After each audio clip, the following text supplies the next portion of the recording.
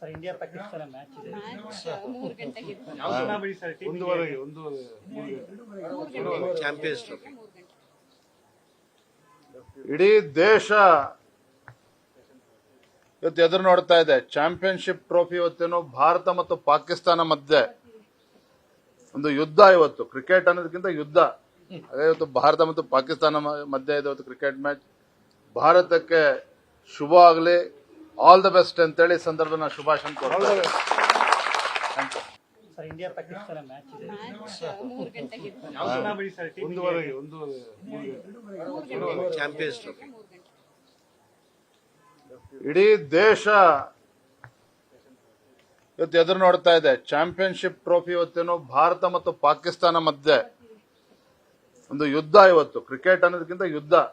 ಅದೇ ಇವತ್ತು ಭಾರತ ಮತ್ತು ಪಾಕಿಸ್ತಾನ ಮಧ್ಯೆ ಇದೆ ಇವತ್ತು ಕ್ರಿಕೆಟ್ ಮ್ಯಾಚ್. ಭಾರತಕ್ಕೆ ಶುಭ ಆಗಲಿ, ಆಲ್ ದ ಬೆಸ್ಟ್ ಅಂತೇಳಿ ಸಂದರ್ಭ ನಾನು ಶುಭಾಶಯ ಕೊಡ್ತೀನಿ.